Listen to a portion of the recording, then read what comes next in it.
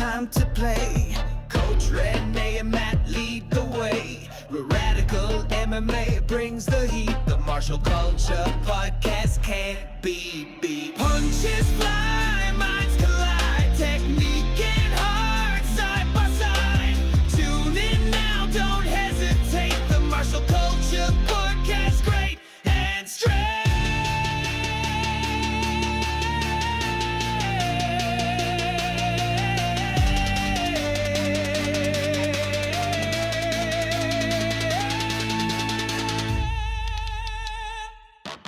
But, so I got something else that could be stronger. Someone sent in a present for We Make Me Drunk podcast. By the way, welcome back to the show. I got smelling salts. You want some smelling salts before this episode? Well, actually, it's funny because they made smelling salts illegal in combat sports. Yeah? Yeah, because they used to use them all the time. You're like slightly knocked out. Or in MMA, you can't use them in MMA. I don't know. Maybe boxing could still use them, but MMA, you're not allowed to use them. So yeah, they always ask before, do you have any clotting chemicals or smelling salts? If you do, at the more high level pro shows, you have to give them up right now. Mm-hmm. So smelling salts, like, can't touch them, not allowed to use them.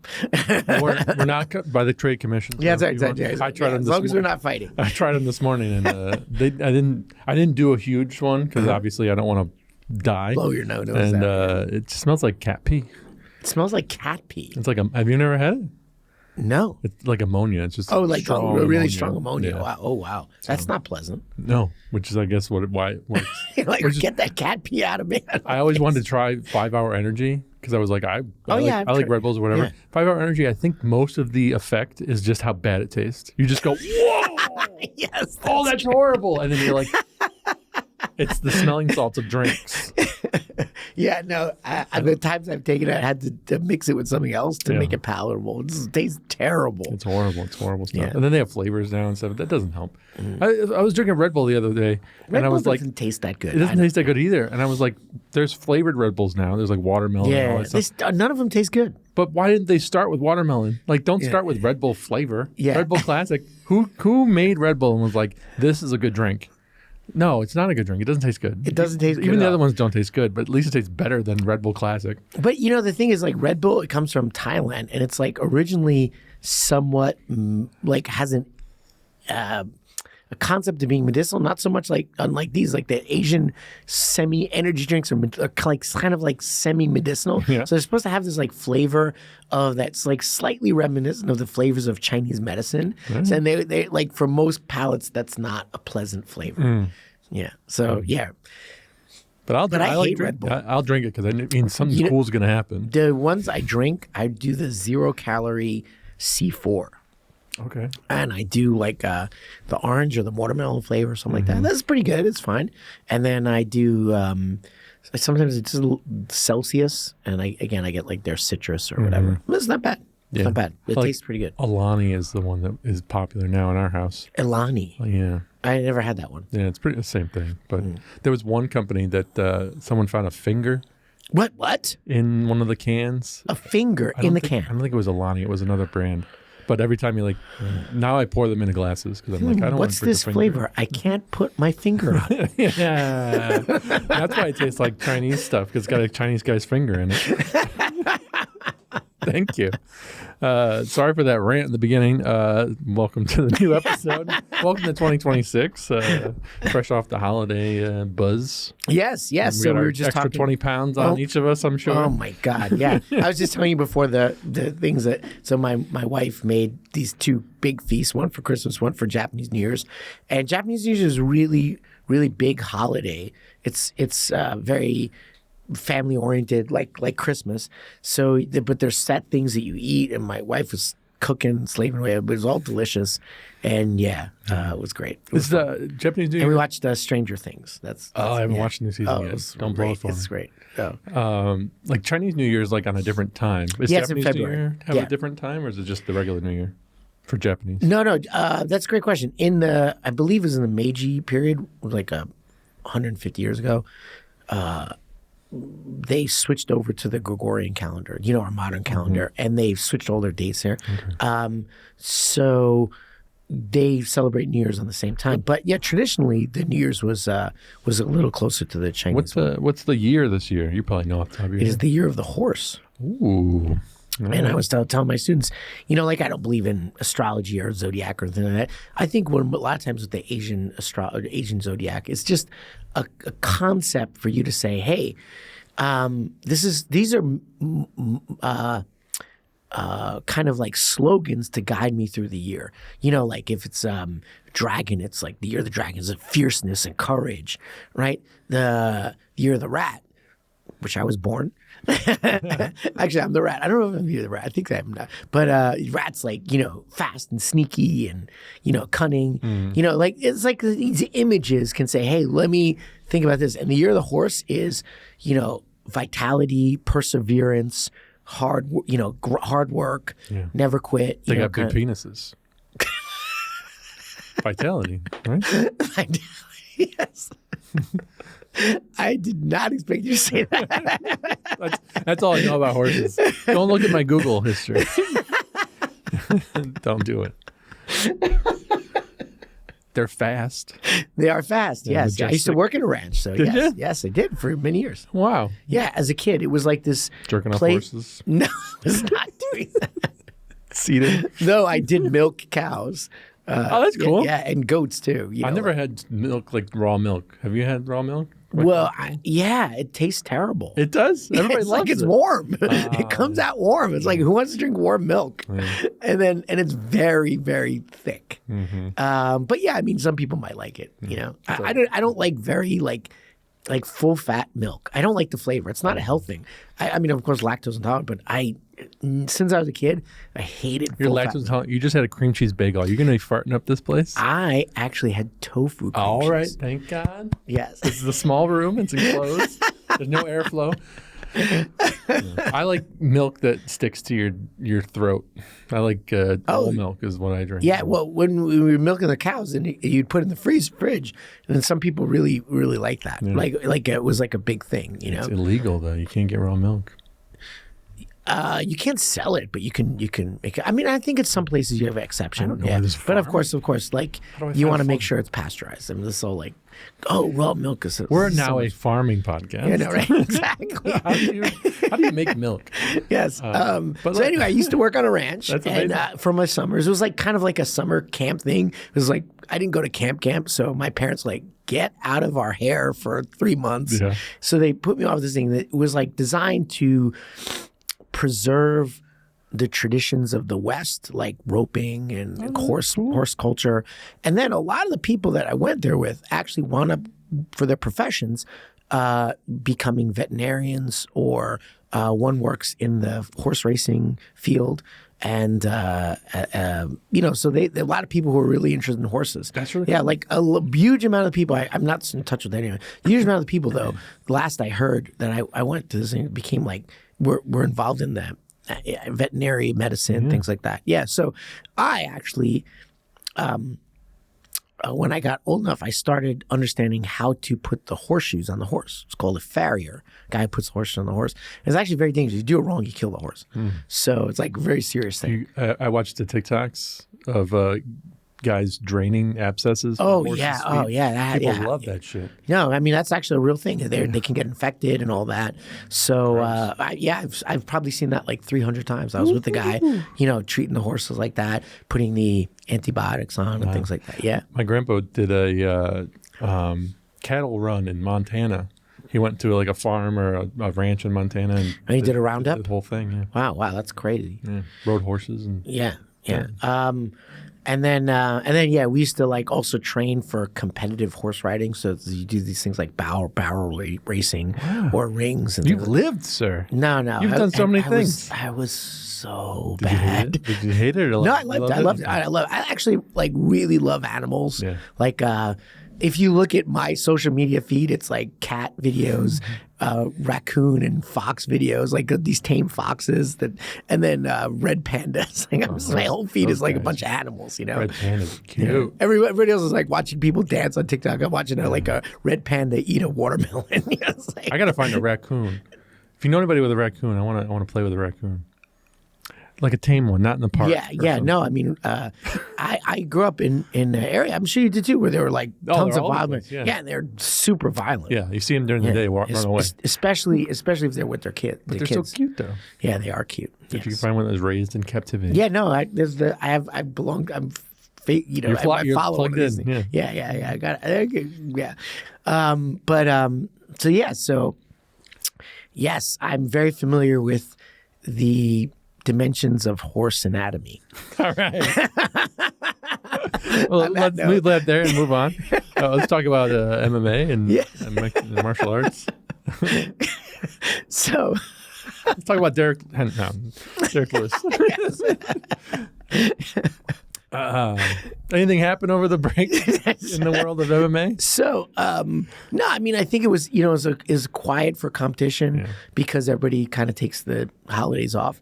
But, I mean, I'm really looking forward to seeing what the new Paramount deal is going to have in store for the UFC. Yeah. But, I don't know if you've been following some of the criticism of the UFC. Habib came out and really criticized the UFC, which he doesn't do because he's kind of a company man. Mm-hmm. But the UFC cut a fighter who is undefeated, and it's not the first time they've done it. They cut a fighter who's completely undefeated, and they cut him, but he's undefeated because they're like supposedly looking to make the sport more exciting. So they're actively engaging in matchmaking that avoids like wrestlers and grapplers and things like that, because the lay public, people who are not familiar with grappling or things like that, it's not interesting to them. Mm-hmm. They don't understand it. That's true. And so this is the whole origin of professional wrestling. Let's talk about this. Professional wrestling was real. It was real. And it was a real sport where people really fought. Yeah. What do you mean right? was? I know, right? And then as it became very popular, a lot of people who didn't understand the ins and outs of submission grappling found it boring. So it was one of the reasons why they kept adding more and more fixes until it became fake. Because if your goal is entertainment, you're going to go down this path of really manipulating the product to make it as entertaining as possible. And that's not what MMA is supposed to be. And I mean, nobody says we need to make every single baseball game as entertaining as possible. Although I heard they changed rules in baseball too. So which is great. The shot clock or the really? Ball clock or the pitch clock. What the fuck is it called? Sorry, pitch clock. Baseball games take forever before that, and now they got to throw the ball within a certain period of time, which is amazing. It is much better. It's so quicker. Yeah. I mean, I guess if you're at a baseball game for like 6 hours, that's a bit much, Yeah. It's like one game. Yeah. Well, they took their time with the pitching and whatever. I'm not a baseball guy, but some yeah. rules are. Yeah, no, I mean, legitimately. But, and then the other thing was, this happened in judo, is that they had, judo guys have this idea of what good judo is. Yeah. And they're like, it's got to look like this. Don't do this. So they started penalizing people who were not following what they thought was aesthetically good for judo. Not effectiveness, just their idea. And legitimately, a lot of these games were very effective. And this is a big difference. This is a change of rules. They got rid of like leg grabs, which was like kind of wrestling techniques. Slowly, the Japanese are putting them back in. It wasn't the Japanese who did it. It was the French, by the way, when they had the chairmanship. So it wasn't the Japanese who adjusted it. But even in Japan, it's the same thing. This goes around all these judo guys. This is what good judo looks like. Well, these aesthetic decisions are not based on anything other than your opinion. But you think that looks good? Great. Okay. That's not data. I may disagree with you. And I had this one student. He's a great guy. But he's like, man, there's nothing more beautiful than a big judo throw. I'm like, I don't disagree with that. I mean, I disagree with that. Like, what's really beautiful? When Joaquin Buckley did that spinning wheel. You see the one where the guy caught his leg and he jumped up spinning and knocked it out with the other leg? Like, that's beautiful. Mm-hmm. Or whatever, like a complete technical domination in the wrestling game where you're just a human, octopus, and the guy can't do anything and you choke him out. I mean, to me, that's just as aesthetically beautiful. But other people wouldn't agree, right? I don't care about what you find entertaining or what you find beautiful or what you think the sport should be. let it play out. And this is one thing with Brazilian Jiu-Jitsu. Now, I don't like the direction that Brazilian Jiu-Jitsu has taken in terms of the sport. However, one of the things they do is they don't mess with the rules much. They let the game play out. So there's very different generations of Brazilian Jiu-Jitsu.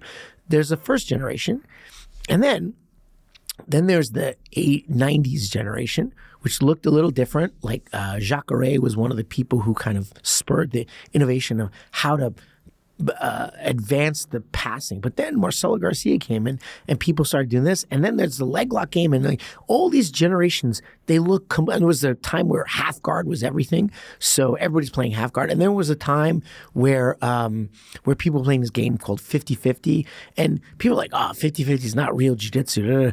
But what they had to do, they didn't come in and change the rules and say, oh, you got to stop that. They didn't do that at all. They said, let everybody figure out how to stop it. And they did.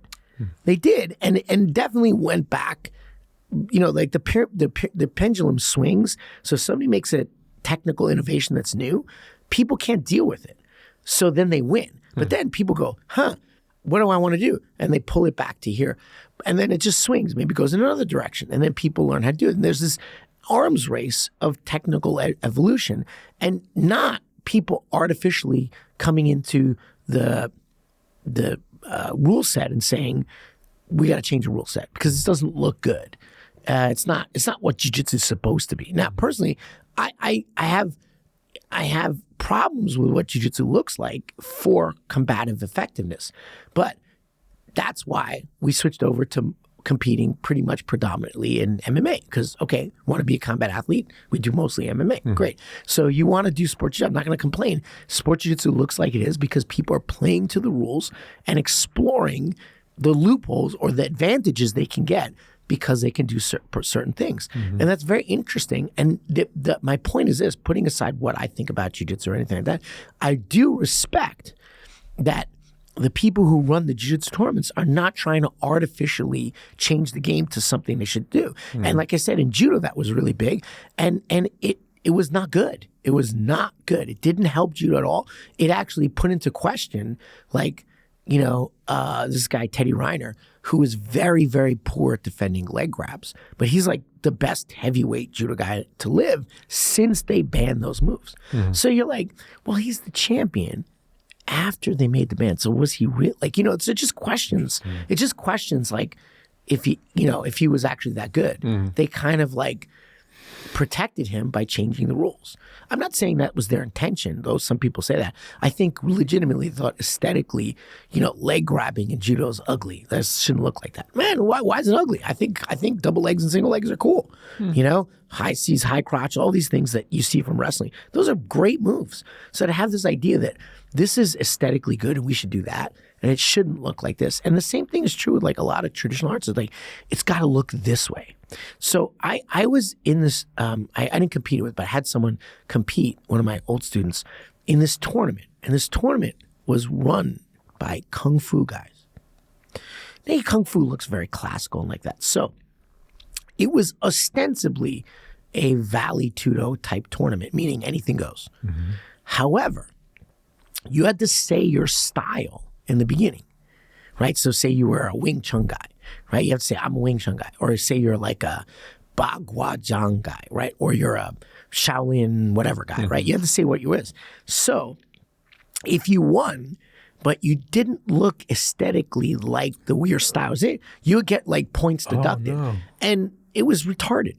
It was like nobody fought to their style. They fought to that moment because they did what they needed to do. Because the minute you're in it, right? You're like, well, this makes sense here. Why don't I do that? Why do I have to stick to Wing Chun when I could do this karate move or whatever, right?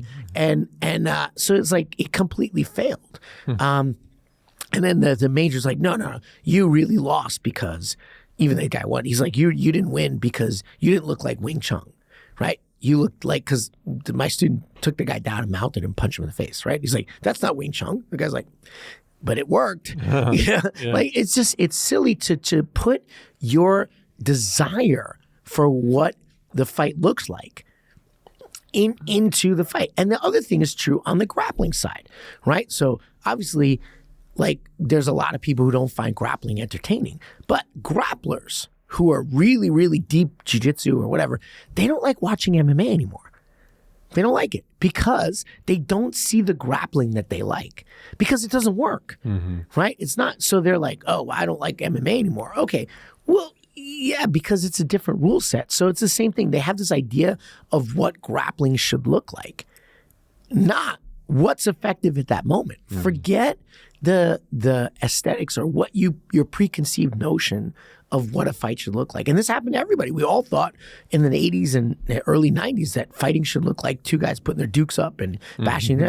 And the Gracies came in and showed, hey, grappling's important. And the wrestlers came in, did it. And then the kickboxers who melded kickboxing and wrestling said, I can stand up and punch you in the face. And then there's all these eras of MMA where MMA too has evolved and changed. And there's many different fighters. And let's let it evolve. Don't artificially manipulate the product. Yeah. But the goal behind this is, like I always say, UFC was bought out by Endeavor, which is a talent, a conglomerate. And they bought it for billions of dollars. So even though this Paramount deal was huge, they're still in the hock for a whole lot of money. So they have to really upgrade. This is why the UFC has become more pro wrestling like. And actually, the funny thing is the WD, UFC, and TKO Boxing, they're all the same company now. So WWE and the UFC, they're all run by TKO Productions. They're all run by the same person, Ari Emanuel, right? Obviously, Dana White is chairman of the UFC, is not the WWE, but above him is this is one big company. Sure, gonna bleed and over. And the idea, their goal is entertainment. My interest in MMA, the reason I started studying MMA is like, I want to see what's effective. And we did not understand that certain things were less effective and certain things were, right? And I remember the old karate guys saying, first of all, they'd see the UFC and they'd be like, that's fake. Because they'd see a karate guy get double-legged and like destroyed, right? They're like, that's fake, right? Then they'd say, well, the mats were too soft. And then they'd say, then they couldn't do that, say that. So then they said, well, MMA is just violent and we don't do with violence. Like, okay, whatever. So you're just making all these stupid arguments because aesthetically or what you're seeing there doesn't match what you want to see. So tough freaking noogies, right? Adapt, right? And there's a whole world. And the same thing with the jiu-jitsu. It's not any particular, everybody's like that. So if you do a taekwondo and you see a taekwondo kick, you're like, cool. You do a jiu-jitsu move, you see a jiu-jitsu move, cool. We're all like that, right? But when you don't see what you want to see, you get pissed off. And the casual fan, who is the worst, least educated fan, are the ones that just want to see like bloody brawls. So I'm very worried that a good chunk of MMA is going to be just, rock'em sock'em robots of idiot guys who suck. And the UFC is legitimately the highest level of MMA competition in the world right now. But if they continue trying, if they do legitimately, this is what it could be, they keep trying to manipulate the product and cutting people who are undefeated from the roster. You're not now, you're not, you can't say that guy in that weight class is the best guy because you cut the best guy. Yeah. The same thing with Ngannou was a little different because he had a big problem with the negotiation of his contract. But, Ngannou left and the championship was open. So there's always like, well, nobody actually ever beat Ngannou. So is the heavyweight champion we have now really the heavyweight champion? Because there's this other guy that never lost, but he left, right? So that's different because they had, contractual issues. And then Ngannou was also very, did not deal well with Dana White. Dana White didn't deal well with him. They didn't like each other. A lot of things. So, but it wasn't like they were trying to manipulate the heavyweight division or anything like that. But the thing is, if you start taking out certain people because they're boring, you dilute the authenticity of the product. Yeah. People are going to start training for UFC rather than MMA. Right. I mean, they're absolutely going to do that because the rules in the UFC are not the same rules as ONE FC. They're different. Yeah. Right? ONE FC allows, so if you can train in certain places and you're like, I'm not going to get hit here. But in Asia, you'll get hit. Right? So people are definitely doing that. But, and I think the ONE FC rules are better to begin with. But even so, it's still legitimately real. And for now. Yeah. But what people aren't going to just train for MMA, the UFC rules. They're going to train to impress the matchmakers, meaning how many social media followers are, how crazy can I trash talk, how can I bring eyeballs in, and the hardcore MMA fan is all maxed out. If you're an MMA fan, you watch the UFC. So who are they reaching out? People who don't know anything. So as you reach out to these guys who are legitimately couldn't tell an armbar from a heel hook, from a whatever, they're not going to ever want to see that stuff. Right. And then so you're going to start signing people who are, stand-up brawlers and don't know anything else. Like I don't want the UFC to become like 150 versions of Derek Lewis. Yeah. Do you think the UFC will ever start fixing stuff? And you mean fix the fights? Yeah. Well, I'll tell you, I don't think so because again, it is a sport. It's supposed to be authentic, right? It's not WWE. It's supposed to be there's real competition. But there are many ways to fix a fight. And actually, there's some very serious fight fixing allegations that happen. But it's not from the UFC. It's from gamblers and organized crime. Yeah. But there's many ways to fix a fight that aren't fixing a fight. For example, the UFC does this all the time. They get we talked about the last one, the young bloods for the old guys, the change of the guard. Now, basically, when there's a huge age gap in fights, like it's very tough for the older guy, right? That UFC is coming to chop your neck off. That being said, it's a real fight, but there's a matchmaking element there that they're doing. They're like, well, we're getting rid of these guys. We're going to put them in hard fights, and if they survive, they survive. If they don't, they don't. That's fair. But they're not matching apples to apples very often. And the other thing is this: it's like who you sign up. If you sign only people who suck at grappling, all your signers, like your 100 people, 99 suck at grappling or strikers, and you just have them fight each other. Well, now we're not doing MMA anymore, right? So that's a way to fix the outcome, right? Without actually cheating. It's just matchmaking. Yeah. And matchmakers do this all the time. So there's a show in New York, MMA show, that I won't say its name. And if you sell a lot of tickets, and a Muay Thai show too, if you sell a lot of tickets to the promoter, so you bring a big crowd, you're guaranteed to get what we call tomato can fight, to make your gym look good, right? To make your fighter look good. So there's one guy, and has a huge amount of wins, and none of them are legitimate because that gym brings in a huge amount of ticket sales. And the promoter's like, this is great. So we're just going to give you idiots over and over again and, make your gym look good. And that helps the gym and it. So it's like, I scratch your back, you scratch mine, but it's not real anymore, right? So that's not cheating because they are really fighting, but the matchmaking is not good. It's unfair. So if you have tomato can matchups, right, that put the lions against the lions, like let them in. That I would say this, that generally speaking, I love the quality of title contention fights. There's never like a really strong contender who eventually doesn't get a chance to fight. So the UFC is pretty good with it. And that boxing that's what happened with boxing. This is like so many people were started avoiding the tough fights that you're like, well, was he really that good? He avoided everybody who was difficult to fight at that moment. So was he really this best guy? He has a 15-0 record, but he didn't fight this guy, this guy, this guy, this guy. Well, really, yeah, I'm not saying he's bad, but is he the best to ever live? I don't know. You can't say that because you avoided a lot of people, right? And the UFC generally does not do that. But one of the big things was like Paddy Pimblett versus Justin Gaethje right now. That is, because Ilya Topuria stepped out of that division to go up a division, right?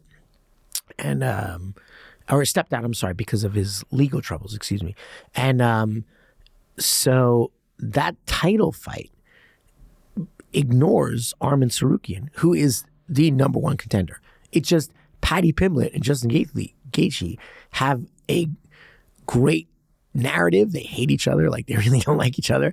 And they're like up and coming guys. And Justin Gaethje has a name. Paddy Pimblett's very popular fighter. I mean, he's good. They're good. And they're definitely contenders. So it's not like a ridiculous fight. But man, what happened to Arman? That's not fair, right? There's a lot of times where, especially lately, the Russian grappling-based fighters or, Soviet Union, former Soviet era Russian grappling-based fighters get short shrift because they're not drawing eyeballs. And Habib said it. He called out the UFC. He's like, hey, it shouldn't be about who does the most social media crap. It shouldn't be that. It should be about who's the best, period. I agree with him. No other sport will say, well, it's not really about who's the best. It's about who puts people in the most seats. No, it's about who's the best. Yeah. And that will eventually bring seats. So you have to trust the authenticity of the product. Yeah. It grew on its own that way. Yeah, exactly. Right. Yeah. It's just this time right now where they're like so trying to push the financials of the company. They need money. Yeah. They should add like one fight per card that's just like one of those for the fans, a fan service fight. Yeah, I don't mind that. Put The Rock in there and have him fight. Exactly. No, totally. I don't, and they did that with CM Punk and all these. Like, I totally did that, right?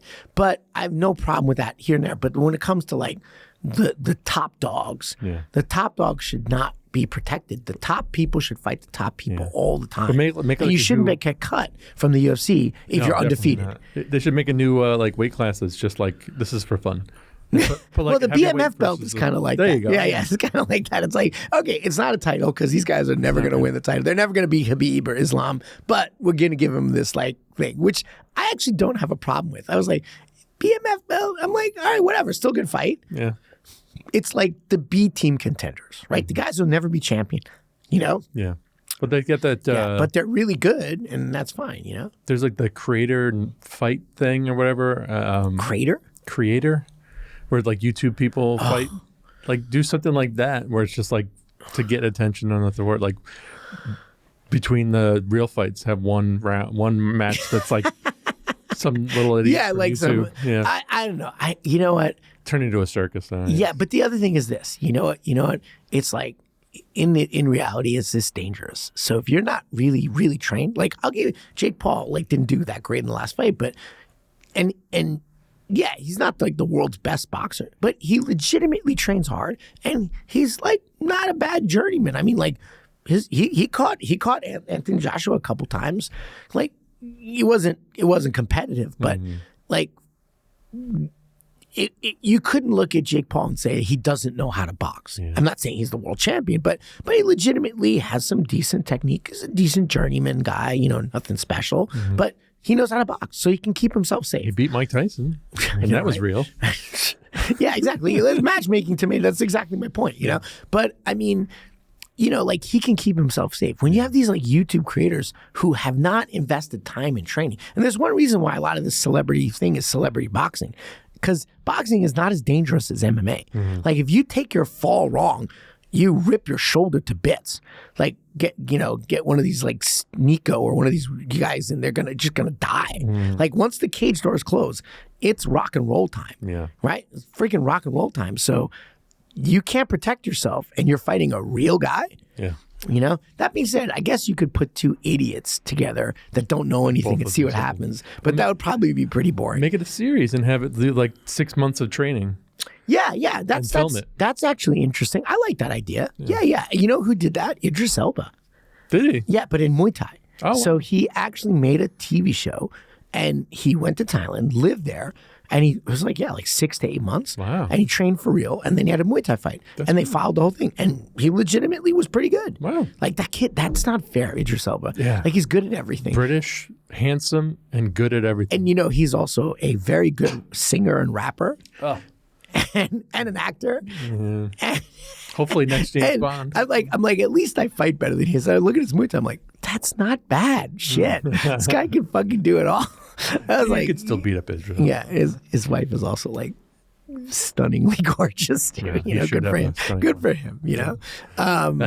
Idris Elba. Yeah. But yeah, like legitimately he trained, and I wouldn't mind that. You know, 6 months of hard work, because to me it's always about like, I have one student and he's getting ready for a fight. His name is Lenny, and shout out to Lenny, right?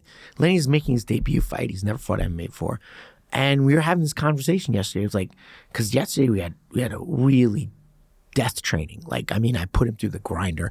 We had these guys, another bunch of jerks visiting the academy that had to be taken down a peg, and so you had to train him, and then I was having fight some of my top heavier, like really guys. I didn't give him any rest for 2 hours. No water. Never. And no rest. He had no breath. He puked in the bucket, came back in, right? So we had 2 people puke yesterday, and oh no, it was one yesterday, one the day before, I think, right? But so I'm like, you have to understand that it's about the work and the grind.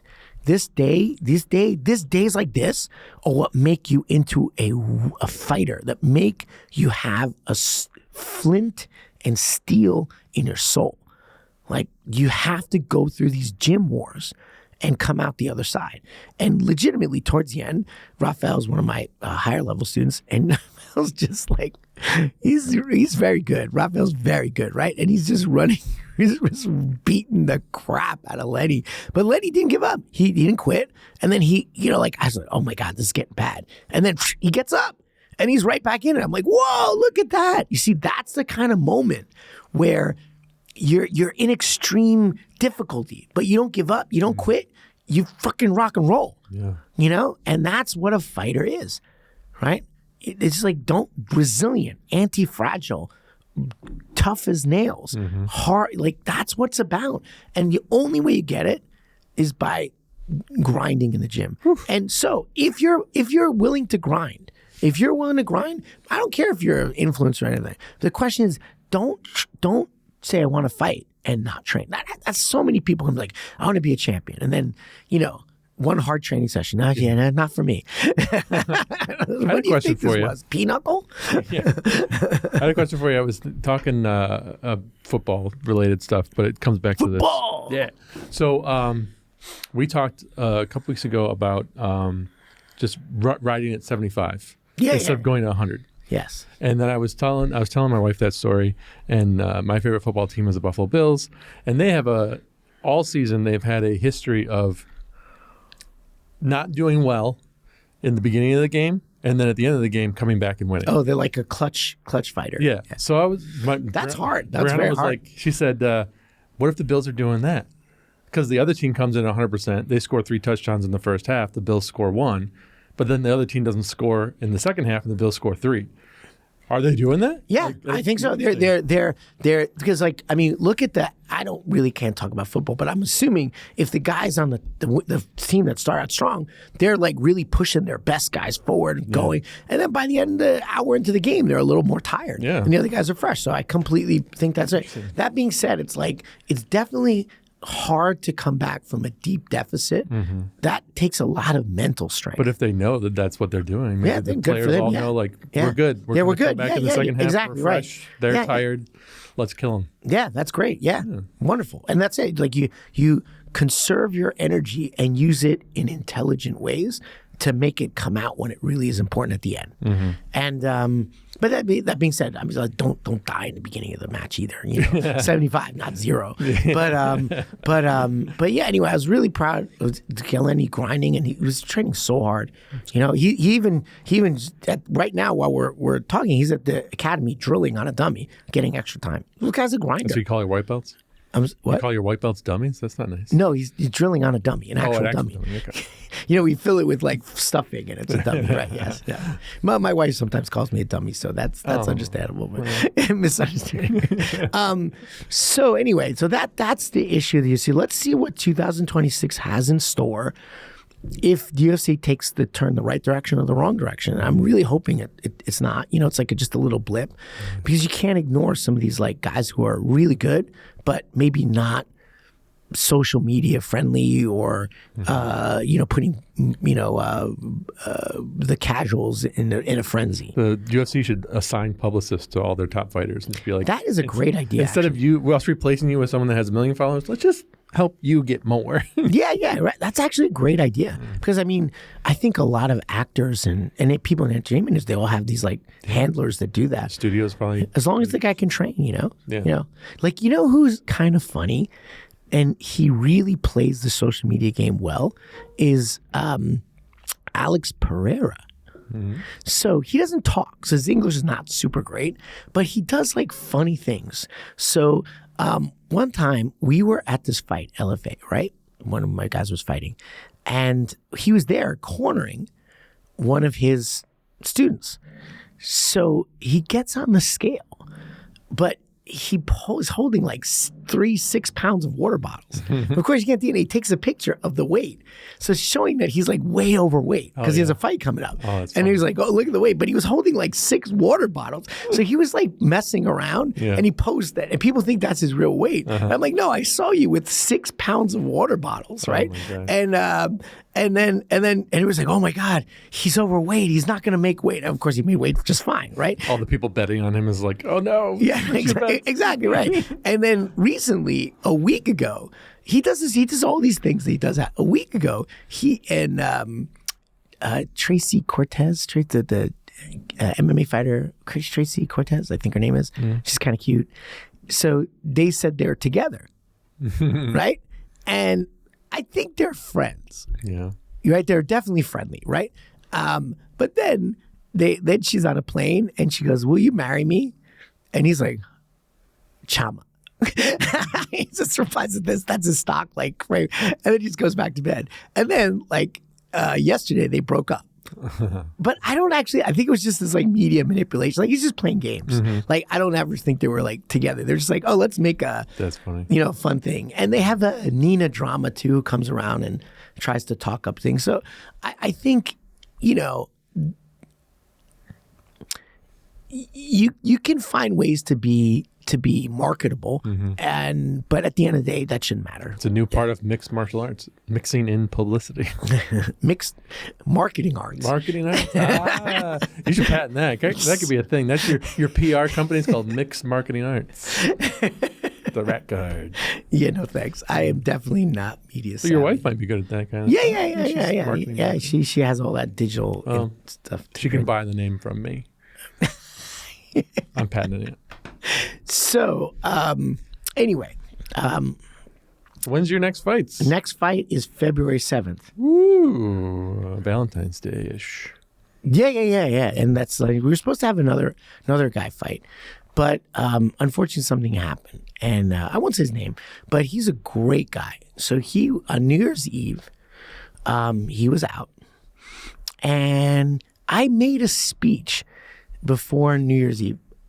New Year's Eve, actually. It was New Year's Eve, the afternoon training we had. And I said, guys, being around people with alcohol, being around people drinking is always like, you know what the number one self-defense rule for guys is? And they're guys between 18 and 35. Don't go to bars and don't drink and don't hang around people who are drunk. Then like half of your problems will disappear, So not to say that he was, but he went out with some friends and he's a great kid. Great kid. Went out with some friends. Had drinks, but he's not violent. He comes from his dad is a very famous kickboxing karate fighter, and I'm very honored. I actually used to watch his dad fight, and when I was a kid, and so total respect for him. And he's a great kid, right? But 2 people got into a fight, not him, and he tried to step in and break up the fight. One of the things that's very important is that you understand that when you try to break up a fight, it's more dangerous than you fighting. So imagine you're fighting and there's another person fighting, and I'm like doing this. Both of you are going to hit me. And that's kind of what happened. And he was trying to calm people down. If you're super emotional and like angry and furious at the other guy, and you're not thinking rationally, and the other guy's the same thing, you don't care. You don't even recognize that there's this person. Your goal is to get him out of the way so you can punch the guy in front of you. Yeah. It's like the old school Neanderthal, tunnel vision. Yeah, tunnel vision, exactly. So never, if you're trying to break up a fight, never stand in between the 2 fighters. What you have to do is you have to come behind them, pull them away. And I actually had to do this once. I grabbed the guy from behind, pulled him away, and then I side kicked the other guy coming at me. Right? He wasn't trying to come in. He was trying to sucker punch the guy I was holding. Right? Because I was holding him. So the guy's like, oh, I got a free punch. Yeah. I'm like, no. And I side kicked him away. And then I'm like, told the other guy, because it wasn't just me, to help restrain that guy. But I'm like, calm down. So you have to come behind people and restrain them, which is actually quite hard because you're constricted by unspoken rules. You are trying to stop people from getting in fights. So of course, you're not fighting. Right? So you're basically not going to hit these people. you're going to try to maybe hold them or something or stop them, put your hand on them. And they have no compunction about hitting you because they don't even see you. Yeah. Right. So he tried to do the right thing, which was great. Just didn't quite do it the best way. And he got hit and he got a concussion and it's really bad. So he was supposed to fight, but we are not going to let him fight for a while. And I'm really sad because I was really looking forward to him fighting. And but hopefully the most important thing is he's okay. And we're going to go over, breaking up fights technique once he's better, right? Yeah. And that's just something, it's like I hadn't talked about it for years. Because, there's like a lot of subjects in self-defense, this and that. And it's like hard to hit everything. Like, okay, like for the last few months, we've been doing knife defense. I wonder why, right? We've been doing a lot of knife defense, club defense, things like that, right? So I hadn't really talked about, you're not in a fight, but you want to stop two people from hurting each other. I'm also kind of like a bad New Yorker in the sense that I'm like, oh, okay, you guys want to kick each other's asses? Not my problem. Yeah, I'm not paid enough for this. Yeah. Not my problem, which is terrible. Like we should live in a society where people think ethically. But sometimes I have this thing where I'm like, yeah, good luck with that. It's not good though. But anyway, he tried to do the right thing because he's a great, great kid. And I just hope he's okay. But he's not fighting. So the only person fighting on the 7th is Lenny, my guy. And is he going to hold him and squeeze him and call him George? Oh, come on. You get that reference? Mice and Men? Oh, Lenny, yes. You don't call him Lenny? He's going to squeeze his pet and kill it accidentally. A little rabbit? Yes. Okay. My little bunny rabbit. Yes. I don't think anybody listening to this podcast understands that Read reference. A book or John watch Steinbeck. the movie. Yeah, nobody reads anymore. Where's the movie about 40% of Americans had not read a book in 2025. 40% didn't read one book. And that's me. Oh, really? Yeah, I haven't read a book since college. Really? Yeah. Why don't you try to find something that interests you? That's nothing interesting. I read a lot of video games because I play like role-playing games and I have to read a lot. That's reading. It is reading. Technically. But I mean, if you like the video games, maybe you buy a book that is something related to that video I'm game. thinking about reading more manga. Because I watch anime and I'm like, they're way far behind, so I could read the manga. Yeah. And manga, I read manga in Japanese all the time. It helps me remember my Japanese. No, I mean, it's like something I do all the time. That's cool. So I stay up on my Japanese. Yeah. And then the thing is, it's like a lot of manga I don't like. So I find when I do manga, I do exactly what I was saying to you. I find the themes that I like. So I read martial art manga. There's one about a boxer, and it's called Hajime no Ippo, and it's like really cool because it's just boxing, like something I'm interested in. The other one is MMA and judo. There's like a Shonen Judo Bu. It's like a teenage judo club, and these guys are like competitors in judo, and like they're 14. And, that's cool. And like really legit, like it's judo, right? Yeah. It's cool, right? I'm not reading like I don't know, some other manga with like girls with big eyes and crazy hair and skirts that are way too short. Send me those ones. I just finished an anime. We're going off topic again, but called Berserk. Berserk, oh yeah. That's a crazy one. Guts, yeah. Yeah, it's actually based on an actual historical figure, although the author denies it. But there's this guy, Gantz, who is a Hungarian fighter. Oh. And but obviously that's a fantasy world. But it's like sure. loosely, I think somehow slightly influenced by that character. The name is almost the same, right? Yeah.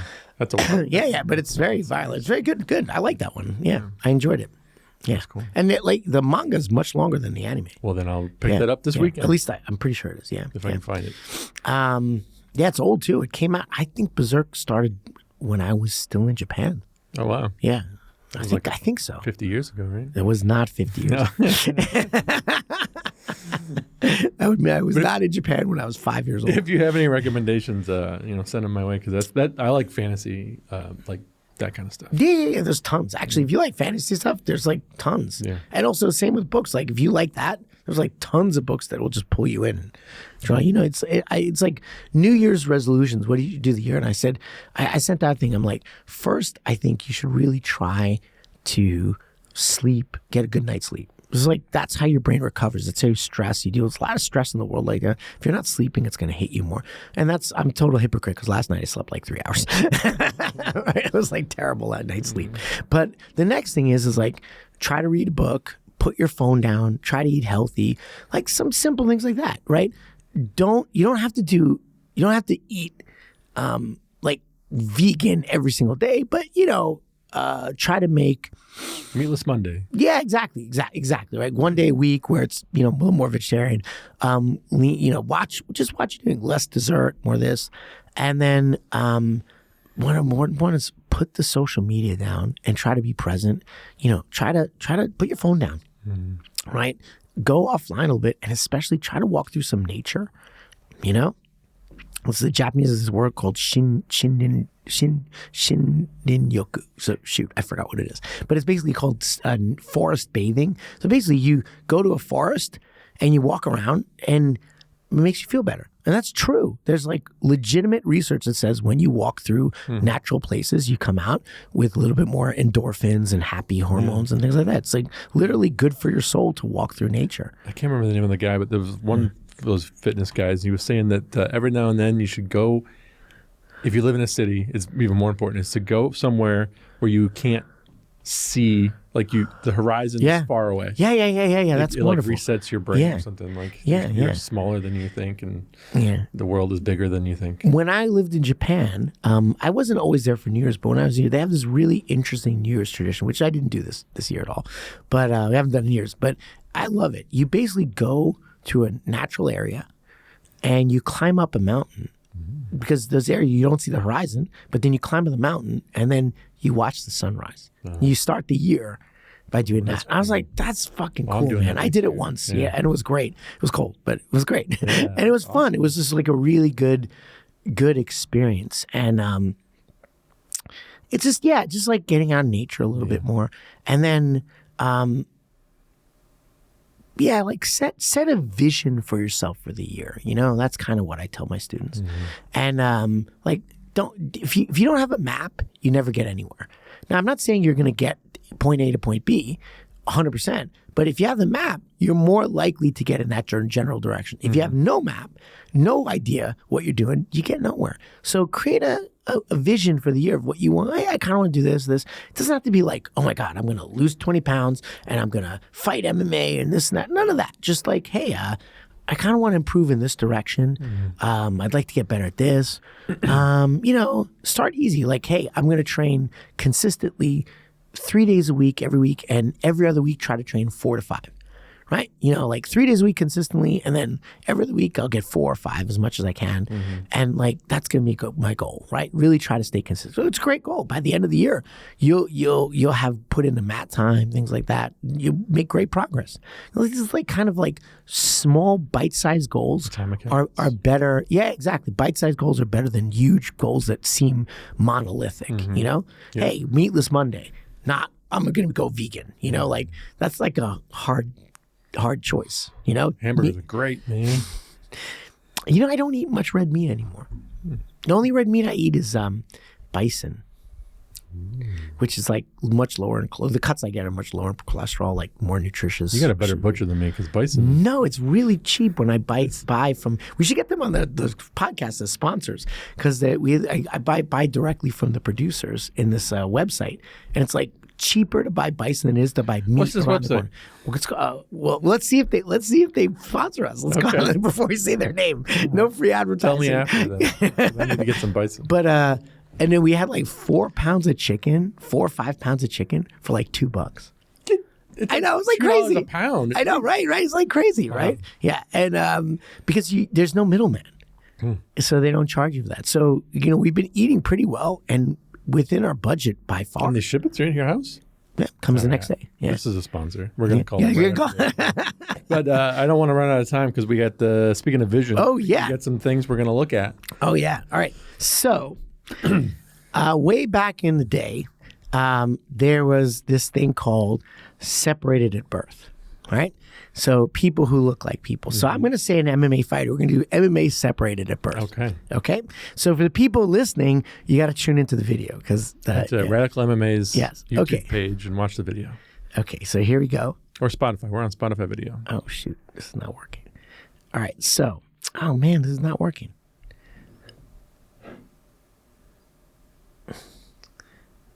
See, this is why I'm terrible at technology. Openly. Oh, here we go. Okay, good. So, Amanda Nunes. You right? Amanda Nunes. Yeah.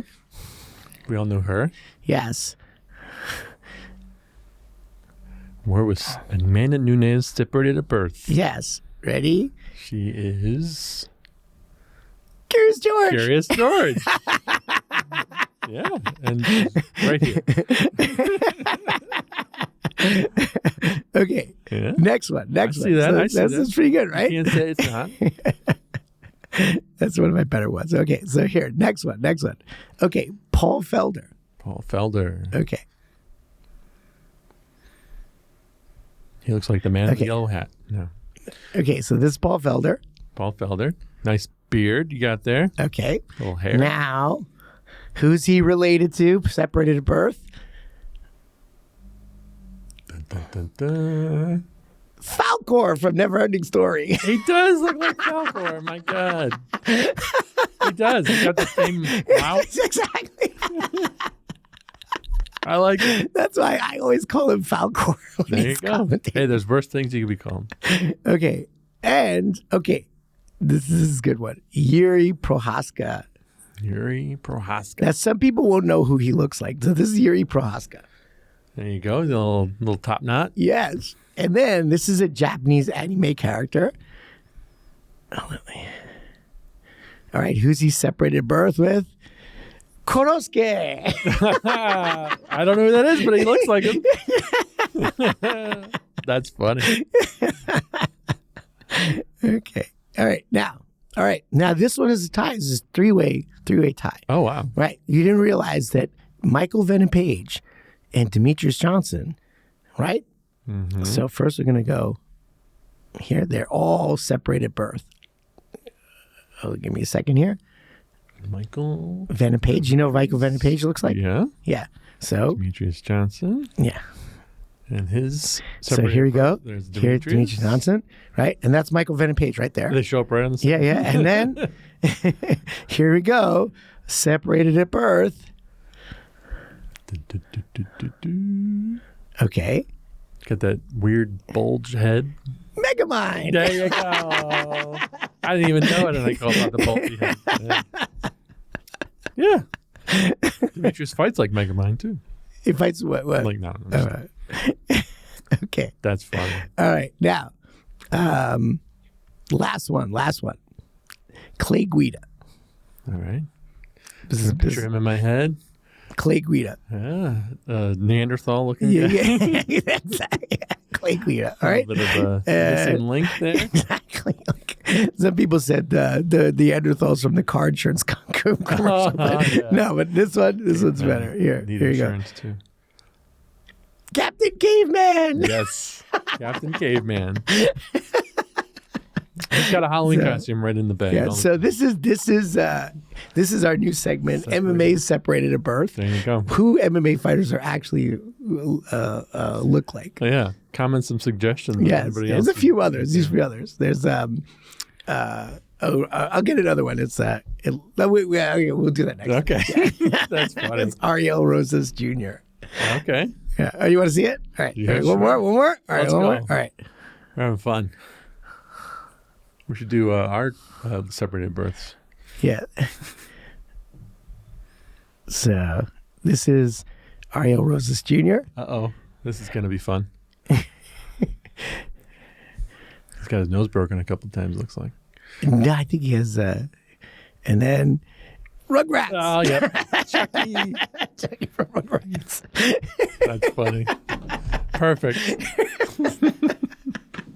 And on that note, Yeah, my gosh. Well, if you have any suggestions of who is separated at birth, and if you can figure out who we are separated at birth, Comment that below.